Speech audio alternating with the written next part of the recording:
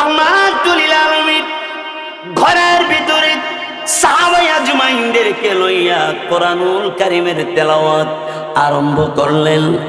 আফালা ইয়ানজুরুনা ইলাল ইবিলি কাইফা খুলিকাত ওয়া ইলাস সামাই কাইফা রুফিআত ওয়া ইলাল জিবালি কাইফা নুসিবাত ওয়া ইলাল আরদি কাইফা সুতিহাত ফাযাক্কির ইন্নামা আনতা মুযাক্কির। নবীজি তেলাওয়াত করে আবু জাহেলে ভাবছে আজ কথার কেউ আয় নাই। মজার কারণে আবু জাহেলে আহ এত মজা। উতবা সাইবা এই কোনাতে কয় কিরে তুই আর আমি আইসি ওই কোনাত আ করে কেনা। সুবহানাল্লাহ বল না। লাস্তা আলাইহিম বিমুসাইতির ইল্লা মান তাওয়াল্লা ওয়া কাফারু। এই কোনার থেকে আবু সুফিয়ান ইস আরো যদি পড়তো। উতবা সাহেব কিরে তুই আর আমি আইলাম ইস করে কোনায় হেই কোনায় করে তাহলে লোক তো আরো আইসে দেখা যায় কেডারে আগে আগে দেখে আবু জাহেলে অত বড় বেড়া। কে তুমি? লিমা জিতা, কেন আসছো এখানে? মাথা নিচু করতেছে আবু জাহেল।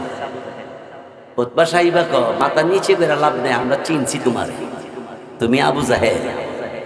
কিরিয়া উতবা সাহেব তোর আইসা হেই কোনাত কাটা দেখেই তো গিয়া দে আবু সুফিয়ান। হাই হাই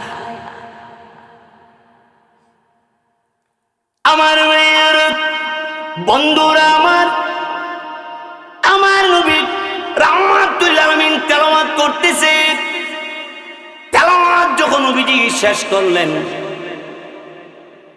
আবু জাহেল আবু সুফিয়ান তিনি পরে কালিমা পরে মুসলমান হয়ে গেছে।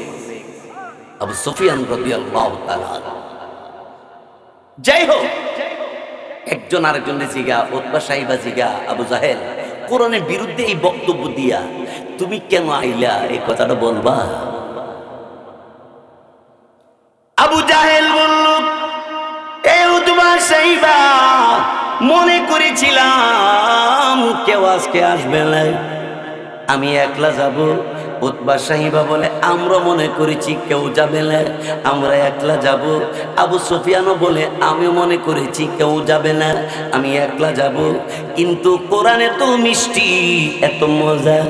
আবু জাহেলকে উতবা সাহিবা আবু সুফিয়ান জিজ্ঞাসা করলো, তাইলে কোরআনের বিরোধিতা কইরা লাভ কতটুকু হইতে পারে? আবু জাহেল ডাক দিয়ে বলে, হ্যাঁ আবু সুফিয়ান উতবা সাহিবা, কোরআন থামানোর জন্য যারা চেষ্টা করবে কোরআন একটা ইঞ্চি পিছনে কেউ নিতে পারবে না আমার ধারণা।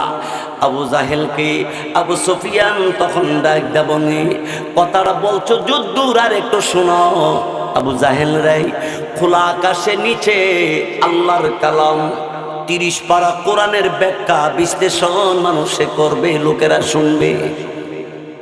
আল্লাহ পাক রব্বুল আলামিনের এই কোরআন বিস্তার করার জন্য মানুষে জমিন দিয়া দিবে, টাকা দিয়ে দিবে, কোরআনের জন্য জীবন দিয়া দিবে। জোরে বলুন ঠিক কিনা? এমন একটা দিন আসবে রে, আজকে মুহাম্মদ বুঝি দিনের বেলা কোরআন তেলাওয়াত করতে পারে না। আমার ভাইয়েরা, বন্ধুরা আমার, এই জন্য আমার আলোচ্য বিষয়টা হলো 1 নম্বর ইবাদত।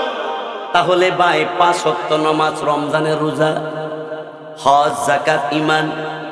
এর পরবর্তীতে আমার কাজ হলো কোরআন তেলাওয়াত, জিকির করা, মানুষের উপকার করা, মানুষের সেবা করা, আব্বা আম্মার খেদমত করা, হ্যাঁ, আলেমদেরকে তাজিম করা, মাদ্রাসার প্রতি ভালোবাসা রাখা, মসজিদের প্রতি ভালোবাসা রাখা, আলেম উলামার পরামর্শ নিয়ে জীবন পরিচালনা করা। এক হাদিসের মধ্যে আল্লাহ নবী বলেন, চারটা পথ আছে নাজাতের। কয়টা পথ? এই চারটা ইবাদত।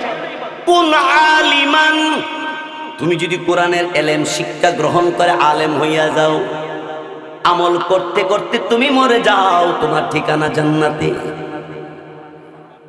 আও মুতাআল্লিমান, এটা ইবাদত। মাদ্রাসায় লেখাপড়া করা এটা ইবাদত। মাদ্রাসা পড়তে পড়তে পড়ার সময় তুমি যদি মারা যাও, তোমার ঠিকানা জান্নাতে। আও মুস্তামিআন, আলেম হইতে পারলা না, ছাত্র হইতে পারলা না, তাইলে তুমি আলেম ওলামার বয়ান শুনে শুনে তুমি যদি আমল করো, আমল করতে করতে তুমি যদি মরতে পারো, তোমার ঠিকানা জান্নাতে। তাও যদি সম্ভব না হয়, আও মুহিব্বান, আল্লাহ নবী বলেন আলেম ওলামাকে, কোরআন হাদিসকে তুমি যদি মোহাব্বত করতে পারো, এই মোহাব্বত নিয়ে যদি তুমি মরতে পারো, আল্লাহ পাক তোমাকেও জান্নাতে ঠিকানা করবে। বাইশব আমার বন্ধুরা, আমার নবী রাহমাতুল লিল আলামিন খাতামুন নবিয়্যিন মুহাম্মাদুর রাসূলুল্লাহ সাল্লাল্লাহু আলাইহি ওয়াসাল্লাম, তিনি বলেন আখলিস দীনাকা ইয়াকফিকাল আমালুল কলিল। উম্মত, ইমানদারে খাঁটি করো, শিরিক যেন না থাকে, বেদাত যেন না থাকে, মানুষের রচিত কোনো কার্যকলাপ যেমন তোমার ইবাদতে না ঢুকে, নবীর সুন্নাহ মতো আল্লাহর বিধানকে পালন করতে থাকো। অল্প আমল করতে করতে তুমি মরে যাইবা, তোমার ঠিকানা জান্নাতে।